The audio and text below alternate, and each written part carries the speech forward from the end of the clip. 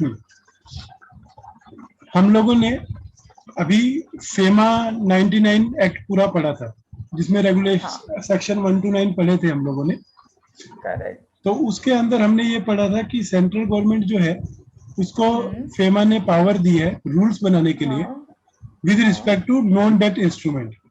Correct. और ये भी पावर उसको डिसाइड की है कि सेंट्रल गवर्नमेंट डिसाइड करेगी कि क्या इंस्ट्रूमेंट डेट इंस्ट्रूमेंट होते हैं और क्या नॉन डेट इंस्ट्रूमेंट होते हैं, हाँ राइट। और राइट। उसके अलावा हमने पढ़ा था कि इन रूल्स को कंप्लाई कराने के लिए आरबीआई के पास पावर है नॉन डेट इंस्ट्रूमेंट रेगुलेशंस बनाने की। हाँ और उसके बाद तीसरी जो थी वो थी डेट रेगुलेशंस। हाँ तो टेक्निकली ये तीन रेगुलेशंस या रूल्स की सीरीज है जो अपने को कवर करनी है। हम्म। तो हाँ। उसमें जो हम सबसे पहला पोर्शन ले रहे हैं वो हम्म। पोर्शन है FEMA non debt hmm. Instruments rule 2019। Okay. ठीक है, अब ये जो है ठीक अभी है। कई कई लोगों को अभी तक कंफ्यूजन है एक्चुअली क्या हुआ। हम्म। ये जिस टाइम रेगुलेशंस आए या रूल्स आए हाँ 2019 में, तो इससे हाँ। पहले foreign exchange management transfer of issue of security by person resident outside India regulation 2017 चलता था। ओके। तो जो भी एफसीजीपीआर के लिए सर्टिफिकेशन लगते थे उसमें इसकी कंप्लायंस को बोलना पड़ता था कि हम लोगों ने इसकी अच्छा। कंप्लायंस करी है, सेक्शन में भी रेजोल्यूशन में भी हाँ। इसका ही रेफरेंस देना पड़ता था। अच्छा। सबसे पहले तो मैं ये क्लियर कर देता हूँ कि as of now hmm. There are no rules called FEMA transfer of issue of security by a person resident outside India hmm. And also FEMA acquisition and transfer of immovable property in India regulation 2018। That hmm. Means ये रूल्स आने के बाद ये दो particular जो हाँ regulations है, क्योंकि ये रेगुलेशंस है तो इसका मतलब आरबीआई ने बनाए थे, हाँ। ये रिपील हो गए और सेंट्रल गवर्नमेंट ने अब ये फेमा नॉन डेट इंस्ट्रूमेंट या एनडीआई रूल्स बोलते हैं हम इसको अपने शॉर्ट फॉर्म के लिए, कि हाँ। सेंट्रल गवर्नमेंट ने एनडीआई रूल्स बनाए। हम्म। सो ये जो पहला पैराग्राफ है वो आपको ये बता रहा है कि ये जो एनडीआई रूल्स हैं ये आने के हम्म। बाद जो तीसरा रूल है हाँ transfer of issue of security by person resident हाँ। आउटसाइड इंडिया, उसको टिसरो बोलते हैं। और hmm. FEMA acquisition and transfer of immovable property in India, ये दोनों रूल हम्म। रेगुलेशन जो है अब रिपील हो गए। ओके। तो अब तो बहुत सिंपल बोलता हूँ, कहीं पे भी किसी भी रेगुलेशन में आज के दिन में अगर इनका कोई भी रेफरेंस दिखे तो आप समझ हाँ। लीजिए कि नॉलेज की प्रॉब्लम है कि सामने वाले ने पढ़ा नहीं है अभी तक एनडीआरई रूल्स। ओके समझा। तो क्या हुआ जिस टाइम ये रेगुलेशन आए 19 में, उसके 2 महीने बाद लॉकडाउन हाँ। लग गया। ओके। हाँ सब लोग अपने घरों में बैठ गए। हाँ। कभी किसी को भी इतना वो मिला नहीं कि जो इसका एक्सपोजर ले पाता। Correct correct. इवन उनमें से एक मैं भी हूँ कि अच्छा। मैंने कहा कि मैं पढ़ूंगा, और हाँ लेकिन जैसे मैं बता रहा हूँ कि वो लॉकडाउन हो गया, फिर घर में 1-2 महीना हम लोगों ने आराम किया, तो ये रह ही गया। तो इसलिए मेरे को भी हाँ। आपसे ज्यादा इंटरेस्ट है ये पढ़ के इसका पूरा पोस्टमार्टम करने का, हम्म। क्योंकि आई बिलीव इन की जो भी अपना रूल्स रेगुलेशन हमारे को एप्लीकेबल है उसका एकदम हाँ लास्ट पॉइंट तक अपने को आना चाहिए। आना चाहिए करेक्ट। ठीक है, तो चलो अभी सबसे ठीक है। पहले हम शुरू कर रहे हैं चैप्टर 1 हम्म। प्रिलिमिनरी। हम्म। आज थोड़ा सा ये स्लो स्लो चल रहा है,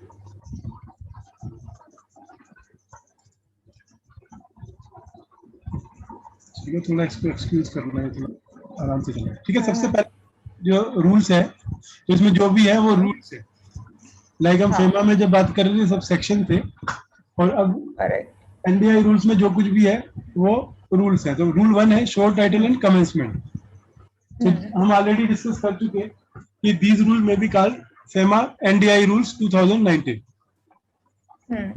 और ये कब से इफेक्टिव होंगे, जिस दिन ये गजट में आएंगे। तो आज के दिन में ये गजट हम्म। में आ चुके हैं। हम्म। ठीक है, तो इसका मतलब ये रूल्स आज के दिन में किसी भी foreign exchange non debt instrument की ट्रांजेक्शन के लिए एप्लीकेबल है, एप्लीकेबल है। राइट।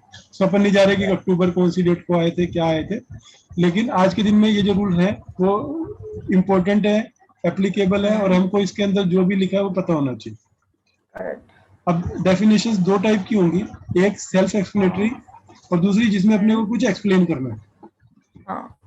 तो एक्ट मींस फेमा, डन है, इसमें हम्म। कुछ नहीं पूछना। हाँ। असेट रिकंस्ट्रक्शन कंपनी पता है क्या होती है? नहीं पता हो तो बताओ नहीं पता है, मैं उस हिसाब से एक्सप्लेन करूंगा, पता है तो फिर उतना टाइम बचेगा। आप एक्सप्लेन करो। असेट रिकंस्ट्रक्शन कंपनी क्या होती है कि अभी बैंक्स जो है बैंक्स लोगों को लोन देते हम्म। हैं, हाँ फिर वो लोग लोन वापस नहीं करते, हाँ तो बैंक की बुक्स में बहुत सारा बैड डेट खड़ा हो जाता है। हाँ अब बैंक का काम है लोगों को लोन देना, पैसा लेना, लोन देना और अपना बिजनेस करना। अगर वो रिकवरी में लगेगा खत्म। तो उसका काम अपने कोर एरिया से हट जाएगा। तो ये जो हाँ असेट रिकंस्ट्रक्शन कंपनी है, ये इस ऑब्जेक्टिव से हम्म बनती है कि ये पर्टिकुलर डेट उन बैंक से खरीद लेती है कम दाम हम्म पे। अगर बैंक को किसी से हम्म 1 लाख रुपए मिलने हैं तो ये उससे हम्म 30,000 40,000 में खरीद लेगी। अच्छा क्योंकि बैंक, समझो ना, बैंक में कौन लोग बैठते हैं? बैंक में नॉर्मल हाँ लोग हैं जो कहीं बाहर जाने वाले नहीं है, बार बार फोन करने वाले नहीं है, ना उनके पास तो टाइम ही नहीं है रूटीन में। तो ना इस कंसेप्ट को ध्यान में रखते कि रिकवरी का काम करने के लिए एक स्पेशलाइज एजेंसीज हो, तो ये असेट हम्म रिकंस्ट्रक्शन कंपनीज आई। लाइक एक दो एग्जांपल हम्म देता हूँ, एडलवाइज एआरसी। हम्म ठीक है, तो एडलवाइज एआरसी क्या करती है, बैंक से उनके बैड डेट्स लेती है। सपोज हाँ बैंक ने बोला एक्स वाई जेड कंपनी ने हमारा 100 करोड़ नहीं दिया, हम्म तो एडलवाइज उसको बोलेगी कि कोई बात नहीं, आप मुझे 30 करोड़ में आपको देता हूँ, ये 100 करोड़ का डेट मेरे को दे दो।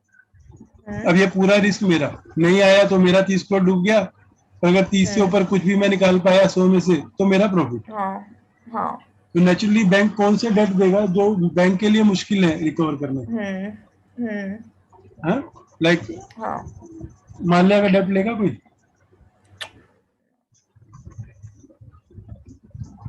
विजय माल्या का डेट कोई लेगा क्या रिकवर करने के नहीं लिए? तो ना तो एआरसी हाथ लगाएगी ना बैंक हाथ लगाएगा, बैंक टेंडर देता रहेगा, कोई बिड नहीं करेगा। सो हाँ एआरसी भी वहीं पर हाथ लगाएगी जहां उनको कुछ तो स्कोप दिख रहा हो, चाहे 10% चाहे हाँ 5%। करेक्ट राइट, तो asset reconstruction company means A company registered with RBI under section hmm 3 of the securitization and reconstruction of financial asset and hmm enforcement of security interest act 2002। हम्म इसको मोस्टली सारफेसी बोलते हैं। हाँ right, right हाँ। Authorised bank कौन होता है? सो authorise bank में ये क्या बोल रहे हैं, अथराइज बैंक हम्म वो जिसको डिफाइन किया foreign exchange management deposit regulation 2016। हम्म सो ये आपको एक और नई स्टडी मिल रही है कि आपको ये भी पढ़ना चाहिए कि क्या हाँ है ये रेगुलेशन। हाँ पर ये रेगुलेशन जो है ये क्या मैनेज कर रहे होंगे, फॉरेन एक्सचेंज का जो डिपॉजिट बैंकों में डिपॉजिट और विड्रॉल होता है उसके लिए क्या रूल हाँ रेगुलेशन होते हैं। करेक्ट तो हम लोगों ने जो बात की है कि अथराइज पर्सन, तो उसमें ये जो अथराइज बैंक है वो भी one of the hmm authorise person होंगे। हम्म राइट, राइट ये क्यों लगता है? बिकॉज जब भी आप एफडीआई लेते हो तो आपको हम्म अथराइज बैंक के थ्रू ही लेनी पड़ती है, हाँ जिनका काम है कि ये फेमा को फेरा को इसको अपना रेगुलराइज हम्म करना, मेंटेन करना और उसका इम्प्लीमेंटेशन देखना। हाँ अथराइज डीलर कौन होता है, ये हम लोगों ने पढ़ा था, जो पर्सन सेक्शन 10(1) में अथराइज किया गया। इसकी हम्म डेफिनेशन वहां पे क्या थी? वहां पे डेफिनेशन थी authorised person includes authorised dealer, authorised हाँ bank, money changer, offshore hmm banking unit and any other person registered under section 10(1). Correct authorised person की डेफिनेशन थी जिसमें अथराइज डीलर इंक्लूडेड था। हाँ कन्वर्टिबल नोट, कन्वर्टिबल नोट क्या होता है generally? Idea? Convertible note use होता है स्टार्टअप में, ठीक है, ज्यादा नहीं पूछ रहा हम्म हूँ। कन्वर्टिबल नोट हम्म स्टार्टअप में यूज होता है, ये एक एग्जम्पशन आई हुई है डिपॉजिट रूल्स हाँ में, जहाँ पे ये लिखा हुआ है कि अगर कोई कंपनी स्टार्टअप रजिस्टर्ड है ओके तो वो कन्वर्टिबल नोट्स के थ्रू पैसा उठा सकती है okay for a period of 5 years और that okay will not be treated as deposit. तो यहाँ पे वो कन्वर्टिबल नोट डिफाइन हो रहा है। तो हाँ कन्वर्टिबल नोट में जो सब्सक्राइब करते हैं बाहर के लोग सब्सक्राइब करते हैं। अगर स्टार्टअप हाँ है तो दोनों टाइप के हैं, इंडियन भी सब्सक्रिप्शन हो रहा है और फॉरेन वाले भी सब्सक्रिप्शन कर रहे हैं। हाँ तो अगर फॉरेन पार्टी ने स्टार्टअप में कन्वर्टिबल नोट के थ्रू इन्वेस्टमेंट करी तो उसके लिए रूल रेगुलेशन, इसका मतलब है यही रूल्स में कवर होंगी। तो इसीलिए इस रूल में कन्वर्टिबल नोट को डिफाइन किया है। हम्म तो देखो क्या कहते हैं, convertible note means an instrument hmm issued by a startup company hmm acknowledging receipt of money initially as a debt, कि इनिशियली लोन की शेप में, हाँ repayable at the option of the holder, जिसने आपको पैसा दिया है उसकी ऑप्शन पे रीपेबल है, हम्म या फिर which is convertible into such number of equity shares within a hmm period not exceeding 5 years from the date of issue of hmm convertible note. और हम्म कब कब? Upon occurrence of specified event as per terms condition agreed and indicated in the instrument. ये इतना सब लिखा है, मैं इसको 2 लाइन में समझाता हूँ आपको। इंस्ट्रूमेंट मीन्स एक शेयर सर्टिफिकेट, हाँ जिसपे ये लिखा हुआ है कि हम इतना पैसा इस आदमी को देना है। हाँ फिर ये भी लिखा हुआ है कि उसकी ऑप्शन पे देना है, और ये भी लिखा हुआ है कि अगर वो चाहे तो इसको इक्विटी शेयर में कन्वर्ट कर सकता है। हाँ और ये भी लिखा हुआ है कि वो जो कन्वर्जन है वो 5 साल से अंदर अंदर उसको करना है। हाँ जिस दिन का शेयर सर्टिफिकेट हमने इशू कर दिया, जिस दिन बोर्ड मीटिंग में अलॉटमेंट करी हम लोगों ने कन्वर्टेबल नोट की, उसके 5 साल के अंदर अंदर या तो उसकी पेमेंट होनी है या वो इक्विटी शेयर में कन्वर्ट होना है। अब कन्वर्ट किस कंडीशन में होना है? उन कंडीशंस में होना है जो उनके शेयर सर्टिफिकेट की बैक साइड पे उन लोगों ने टर्म्स कंडीशन एग्री करी है। अरे बाप रे, चश्मा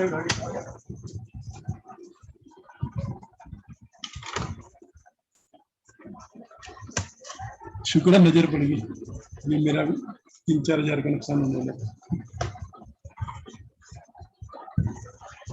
हेलो, आवाज आ रही है?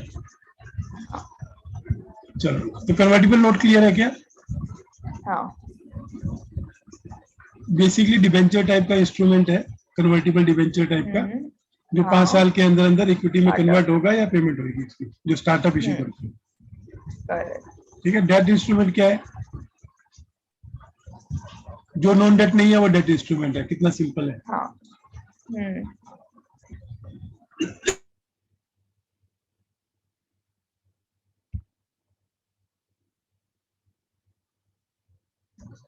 Depository receipt. डिपॉजिटरी रिसीट क्या होती है?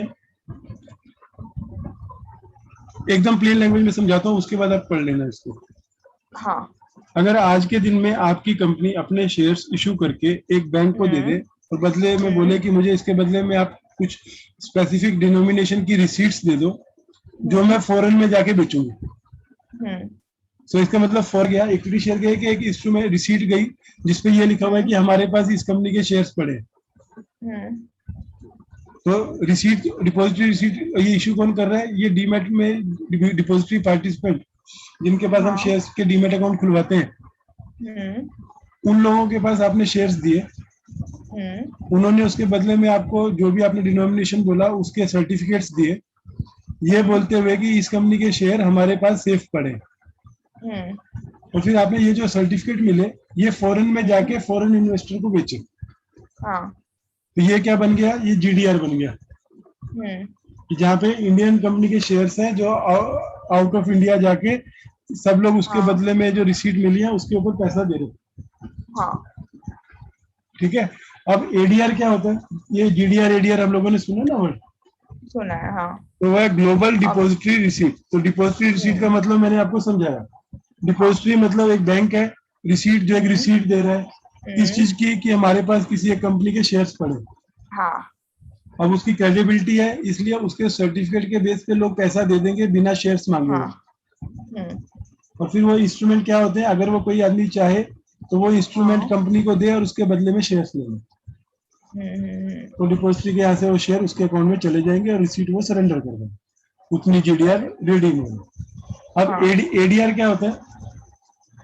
American depository. तो फॉरेन सब सेम है, पूरा कंसेप्ट सेम है। जो डिपॉजिटरी रिसीट की पेमेंट के लिए हम लोग अमेरिका में जाते हैं वो एडीआर, और उसको छोड़ के जो भी है वो जीडीआर। ठीक है। तो जीडीआर में अमेरिका कवर नहीं है। अगर आपको बोला जीडीआर और बोला हमें अमेरिका में जीडीआर इशू करने हैं तो आप बोलोगे सॉरी अमेरिका में एडीआर इशू होते हैं। फिर वो पूछेंगे कंसेप्ट क्या है? बोले कंसेप्ट वही है कि कंपनी के शेयर डीमैट में हमने किसी बैंक के पास जमा कराए, उसने हमको रिसीट दी, वो रिसीट हम फॉरेन में जाके बेच रहे हैं, उसके बदले में हमको पैसा मिल रहा है जो हम कंपनी में लेके आ रहे हैं। ठीक है। तो इसमें क्या हुआ? आपने डायरेक्ट इक्विटी किसी भी बाहर वाले को नहीं दी। तो आपके शेयर होल्डिंग पैटर्न में किसी का नाम आएगा, किसी इंडिविजुअल आदमी का नाम तो नहीं आ सकता ना। समझ रहे? क्योंकि तो हमने डिपॉजिटरी के नाम पे दिया। तो ये है जीडीआर का concept. Domestic custodian means, custodian क्या होता है? जो चीजें रखता है अपने पास। डोमेस्टिक कस्टोडियन क्या होगा? इंडिया का कस्टोडियन, जो इंडिया में जिसके पास आप शेयर जमा करा सकते हो। अभी आप रिलेट नहीं कर पाओगी क्योंकि जैसे जैसे वो कंसेप्ट आएगा कि when domestic depository issue shares it will give to custodian, तब हम इससे हाँ रिलेट कर लेंगे। अभी सिर्फ आपको अरे, सिर्फ ब्रॉड कंसेप्ट समझने की जरूरत है। डोमेस्टिक हाँ डिपॉजिटरी कौन हुआ? हम्म, कस्टोडियन ऑफ क्या मुझे सिक्योरिटी डिपॉजिटरी होगा वो? registered with SEBI and hmm authorized by the issuing entity to issue hmm Indian depository receipt। हम्म जो आईडीआर इशू करे वो हाँ डोमेस्टिक डिपॉजिटरी करेक्ट। रजिस्टर्ड होना चाहिए सेबी में। ईसोप क्या होता है? ईसोप अर्निंग मतलब अपने एम्प्लॉयज को शेयर देना ऑन डिस्काउंट, उसमें वेस्टिंग वगैरह तो होता है। थोड़ा सा फर्क, एकदम टेक्निकल वर्ड बोलता हूँ। ईसोप मीन हाँ एम्प्लॉई स्टॉक ऑप्शंस। हम्म ऑप्शन क्या होती है? अगर मैं आपको ऑप्शन दूं तो आपके ऊपर कोई कंपल्शन है क्या? ना तो ये है ऑप्शन जो दी जाती है एम्प्लॉइज को based on share hmm based regulations, share based employee hmm benefit regulations hmm 2014, if I am हाँ correct। उसके अंदर हम एम्प्लॉय हम्म को ये बोलते हैं कि हम आपको अपनी कंपनी के शेयर इस रेट पे हम्म देंगे जो आज हम फिक्स कर रहे हैं, और वो आप फ्यूचर में इतने टाइम के बाद कभी भी ले सकते हो। हम्म लाइक इन्फोसिस का रेट 1600 चल रहा है आज के दिन में। हाँ इन्फोसिस अगर अपने एम्प्लॉय को ईसॉप देगा तो वो क्या कहेगा कि मैं आपको हम्म 100 ईसॉप दे रहा हूँ, दैट मीन्स आप उसके बदले में 100 शेयर ले सकते हो at the rate of hmm 1000 rupees. अच्छा अब कल और ये आपको मिलेगा हर साल 30-30-40%। तो हाँ 100 में से 30 आप अगले साल ले सकते हो, 30 उससे अगले साल, और 40 नेक्स्ट ईयर। अब हम्म नेक्स्ट ईयर में शेयर का प्राइस है 3000 रुपीज। हाँ तो एम्प्लॉय को कितने में मिलेगा? 1000, क्योंकि हम्म वो प्राइस आज फिक्स कर दिया।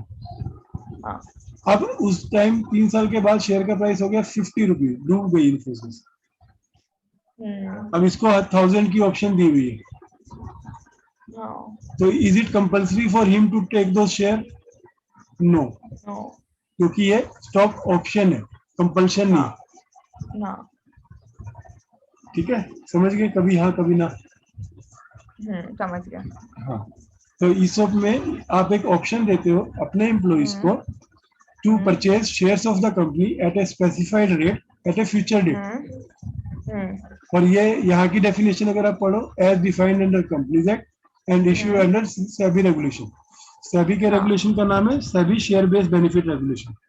हाँ और कंपनीज एक्ट में आपका 17 रूल है, इफ आई एम नॉट, 16, 17, 18 के बीच में शेयर बेंचेस में हम्म प्राइवेट प्लेसमेंट के बाद वाला सेक्शन है। ओके इक्विटी इंस्ट्रूमेंट्स क्या होते हैं? Equity instrument equity share preference share share warrant equity share clear मालूम है। कन्वर्टिबल डिवेंचर जो डिवेंचर कन्वर्ट हाँ होंगे। हाँ प्रेफरेंस शेयर इक्विटी इंस्ट्रूमेंट मान रहा है। और शेयर वारंट कि आपको ये भी शेयर्स की ऑप्शन ईसॉप जैसे ही रहते हैं, आपको ऑप्शन देते हैं कि आप एक हाँ पर्टिकुलर रेट पे इतना पैसा देने के बाद आप कभी भी खरीद सकते हो with in A period of 18 month.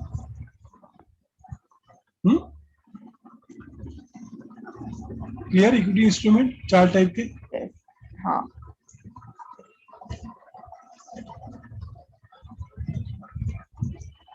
चलो ये भी हिल जाता है।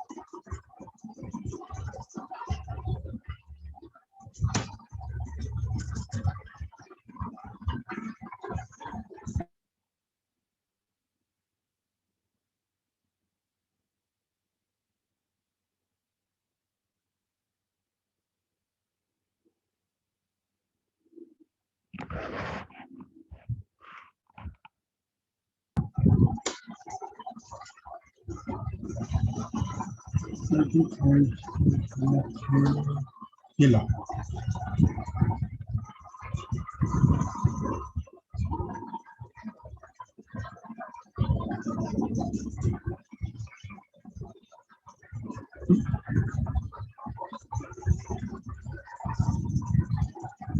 आज सुबह से ही तकलीफ है।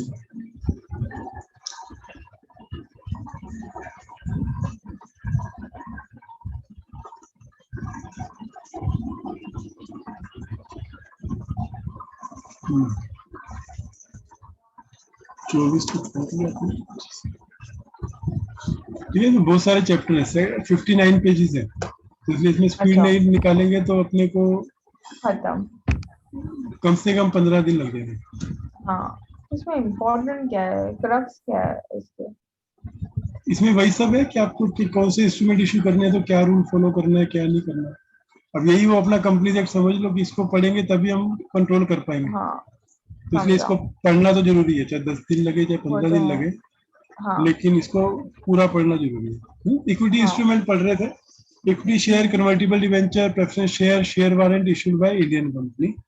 हम्म। अब एक्सप्लेनेशन पे आ गए। इसमें सबसे पहली लाइन में बोल रहा है partly paid equity share issued in accordance with provision of companies act shall include equity share that have been partly paid up. तो इक्विटी शेयर में पार्टली पेड अप शेयर भी इंक्लूडेड है। कन्वर्टिबल डिवेंचर के अंदर fully compulsory and mandatory convertible debenture included है। तो क्या cover नहीं है? पार्शली और ऑप्शनली कन्वर्टिबल डिवेंचर कवर नहीं है इक्विटी में। That means that will be treated as debt instrument.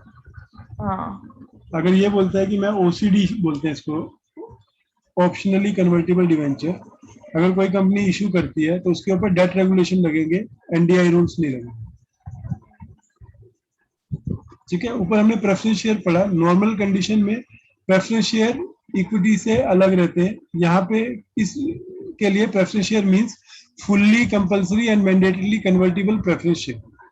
अगर कन्वर्टिबल प्रेफरेंस शेयर नहीं है तो डेट रूल्स लगेंगे।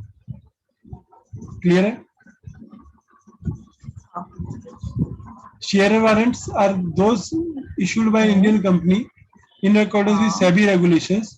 इक्विटी इंस्ट्रूमेंट, अभी जो मैंने वारंट आपको एक्सप्लेन किया कि ये भी स्टॉक ईसोप की तरह ऑप्शन रहती है किसी इन्वेस्टर के हाथ में। ईसोप एम्प्लॉय को जाता है और ये इन्वेस्टर को जाता है। लेकिन इन्वेस्टर को जाता है तो 25% अपफ्रंट इन्वेस्टर को पे करना पड़ता है, तभी वो वारंट कहलाता है। करेक्ट। राइट। और अगर वो उतने टाइम से, सपोज मैंने आपको ये ऑप्शन दी कि आप मेरी कंपनी के शेयर 1000 रुपीज में खरीद सकते हो नेक्स्ट 18 मंथ में, प्रोवाइडेड आप वो पैसे का 25% आज मुझे दो। और अगर आज आपने 25% दे दिया और 18 मंथ में अगर आपने वो मेरा शेयर नहीं सब्सक्राइब किया कि कल को रेट 50 रुपीज हो गया, तो आपका 25% में फॉरफिट कर लूंगा। तो ये शेयर वारंट का कंसेप्ट है। Clear? Partly paid share that can be issued to person resident outside India shall be fully called up. अभी आपको पार्टली पेड शेयर इंक्लूड किए उन्होंने इक्विटी में। हाँ। लेकिन ये क्या कह रहे हैं कि पार्टली पेड शेयर के केस में भी दो चीजें एप्लीकेबल है। एक कि आपको उसको फुल्ली पेड अप 12 मंथ्स में कर लेना है, और दूसरा 25% पैसा आपको अपफ्रंट लेना है इश्यू करने से पहले। और वारंट के केस में जो मैंने आपको बताया 3 नंबर पॉइंट पे कि 25% ऑफ कंसिडरेशन अपफ्रंट होगी और 18 मंथ्स के अंदर उसको बैलेंस पेमेंट करनी पड़ेगी, और नहीं करेगा तो वारंट फॉरफिट हो जाता है। ठीक है। लिस्टेड कंपनियों में वारंट बहुत इश्यू होते हैं, प्रमोटर्स लेते हैं। जब उनको लगता है कि हमारी कंपनी का शेयर फ्यूचर में बढ़ने वाला है, तो आज के दिन में ही वो डिस्काउंटेड रेट पे वारंट लेके रख लेते हैं, तो उसमें उनको पूरा पैसा अभी नहीं देना पड़ता। तो 25% अभी देते हैं और बाद में 75% जब बढ़ गया होता है तब ओल्ड रेट पे शेयर ले लेते हैं। क्लियर? एस्क्रो अकाउंट क्या है? तो एस्क्रो अकाउंट भी foreign exchange management deposit regulation में दिया हुआ है। तो ऑथराइज बैंक भी डिपॉजिट रेगुलेशन में बताया हुआ है, एस्क्रो अकाउंट भी वहां पे बताया हुआ है। जनरल कंडीशन में एस्क्रो अकाउंट क्या होता है अगर बता पाओ? डिविडेंड के लिए हम ओपन करते हैं। नहीं, वो डिविडेंड अकाउंट है, वो एस्क्रो अकाउंट नहीं। एक मिनट, एस्क्रो अकाउंट हम ओपन करते हैं ना। एस्क्रो अकाउंट का बेसिक पर्पस क्या है? एस्क्रो अकाउंट एक ऐसा अकाउंट है जिसके ऊपर लियन रहता है जो जनरली आप यूज नहीं कर सकते। सपोज आपने एक 100 करोड़ की ट्रांजेक्शन करी, 100 करोड़ के शेयर आप किसी को बेच रहे हो।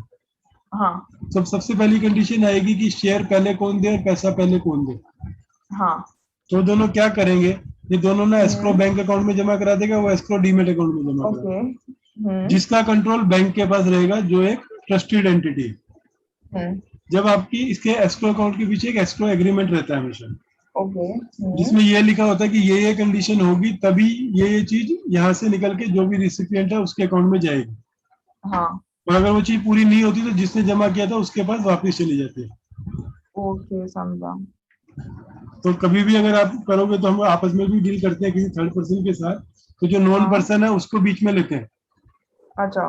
भाई हम इसको पैसा दे रहे हैं, अगर तुमने सब हम्म। कुछ कर दिया तो ये आदमी तुमको देगा। और हाँ। वो भी यही बोलेगा कि मैं इसके नाम पे कर रहा हूँ, अगर तुमने हाँ। मेरा किया तभी ये तुमको देगा। तो दोनों लोग करेक्ट। एक बैंकर को पकड़ के उसको कह रहे हैं हमें आप पे विश्वास है, हम अपनी हाँ। एसेट या जो भी एग्रीमेंट का सब्जेक्ट मैटर है वो आपके पास रख रहे हैं। इस हाँ। एग्रीमेंट के हिसाब से अगर कंडीशन पूरी होगी तो आप सामने वाले को रिलीज हम्म। कर देना, नहीं तो हमको वापस दे यस, देना। समझा। राइट। राइट। हाँ। FDI linked performance condition. But ये नॉर्मल केसेस में कब आते हैं कंपनीज एक्ट में? नहीं जल्दी नहीं आता है, ये आपका आता है जब नहीं आप आता। पब्लिक पब्लिक ऑफर करते हो ना, ये सब ओपन ऑफर हाँ हाँ हाँ। ओके। या बायबैक। अगर आप बायबैक समझा। करते हो तो जो शेयर्स हैं, हाँ। जब तक कंपनी का हाँ। बायबैक अलॉटमेंट ना हो जाए वो एक एस्क्रो अकाउंट में पड़े रहते ओके। हैं। जो भी शेयर होल्डर अपने शेयर टेंडर करता है बायबैक हाँ में, हाँ हाँ। तो वो कंपनी के अकाउंट में चले जाएंगे, और कंपनी पैसा ना दे तो क्या होगा? हम्म। कुछ नहीं कर सकता ना कोई इंडिविजुअल शेयर होल्डर। नहीं तो नहीं, या। इसलिए वहां पे ये कंसेप्ट है एस्क्रो अकाउंट का बायबैक में, हाँ। कि जो भी हम्म। डीमैट में शेयर्स आएंगे वो सब एस्क्रो अकाउंट में जाएंगे, हाँ। और कंपनी इक्विवेलेंट पैसा बैंक अकाउंट में डालेगी, ओके। और फिर वहां से रिलीज होगा सब। हम्म। और समझा। अगर किसी को नहीं मिला तो वहीं से उसके अकाउंट में वापस चला जाएगा। हाँ। ठीक है। ठीक है। अच्छा। F FDI linked performance condition hmm. means sector specific conditions specified in schedule 1 of these rule for companies hmm. receiving foreign investment। तो शेड्यूल हम्म। 1 में अलग अलग कंपनियों के लिए उन्होंने कंडीशंस दी हुई है सेक्टर वाइज। लाइक आपकी कंपनी कौन से सेक्टर में? पेपर। पेपर में। तो पेपर के लिए उन्होंने अलग से दिया होगा कि जो कंपनी पेपर इंडस्ट्री में उनको ये कंडीशंस हाँ। है एफडीआई के लिए। तो वो हम्म। ये इस रूल में आ रही है, तो जब आप वो पढ़ लोगे तो अपनी कंपनी में आप चेक कर सकते हो कि ये लोग वो कंप्लायंस कर रहे हैं कि नहीं कर रहे। ओके, समझा। एफवीसीआई क्या होता है? वेंचर कैपिटल क्या होता है? Venture capital investor. Basically I think business खोल देते हैं दो या देखो तीन लोग वेंचर, मिलकर। मैं बोलता हूँ वेंचर क्या होता है, जब कोई आदमी हम्म। कोई स्टार्टअप या कोई पर्सन नई चीज ओपन करता है, कोई नया चीज लाइक हाँ। जोमेटो जिस टाइम हाँ, आया होगा, करेक्ट। हाँ। तो अब उसको कौन पैसा देगा क्योंकि उसका कुछ तो एस्टेब्लिश नहीं है। आज मैंने नहीं। सपोज ये ऑनलाइन क्लास को वेंचर बोल दिया, तो मुझे कोई पैसा देगा क्या? क्योंकि नहीं। किसी को नहीं पता कि आगे सक्सेसफुल होगा कि नहीं होगा। तो नहीं बैंक होगा, जो हाँ। है वो पास देख के पैसा देते हैं, करेक्ट। और वेंचर कैपिटलिस्ट फ्यूचर देख के पैसा देते हैं, हाँ। विद एन ऑब्जेक्टिव कि कल को अगर ये बिजनेस सफल हो गया तो मैं हम्म। आईपीओ के थ्रू अपना 1 रुपए का 100 रुपए कर लूंगा। करेक्ट। तो ये जब ये वेंचर कैपिटलिस्ट इंडियन भी हो सकता है और फॉरेन भी हो सकता है। हाँ। तो फॉरेन है तो फॉरेन वेंचर कैपिटल इन्वेस्टर, हम्म। और इंडियन है तो इंडियन वेंचर कैपिटल इन्वेस्टर। हाँ। और फॉरेन है तो इसके लिए रेगुलेशन है सेबी के, सेबी एफवीसीआई रेगुलेशंस। ओके। ठीक है। फॉरेन सेंट्रल बैंक क्या होता है? सेंट्रल बैंक क्या होता है? जो reserve like bank of India. हाँ, तो सिमिलर जो रिजर्व बैंक ऑफ इंडिया दूसरे कंट्रीज का है उसको फॉरेन सेंट्रल बैंक बोलते हैं। हाँ। ठीक है। अभी बंद हो रहा है, लेस देन 1 मिनट है, तो भागा भागी करने की जगह मैं एंड करता हूँ, आप लोग रीज्वाइन करो। ओके। और जहाँ पे खत्म ओके। करना हो वहां पे पहले बोल देना, ठीक है। क्योंकि मैं तो इतना इंटरेस्टेड रहूंगा कि मैं पूरी रात में कवर कर दूं। हाँ हाँ हाँ। ठीक है। ध्यान लगे कि अभी बहुत हो गया, वहां पे स्टॉप बोल देना। ओके। चलो हम्म। बंद कर। हाँ।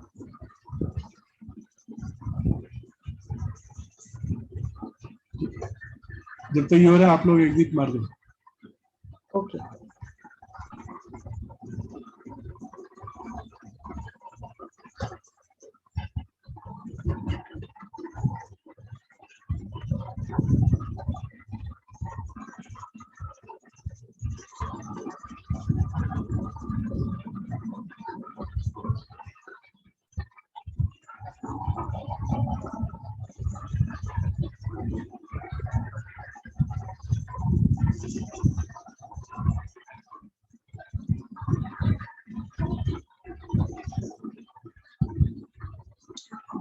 Not responding.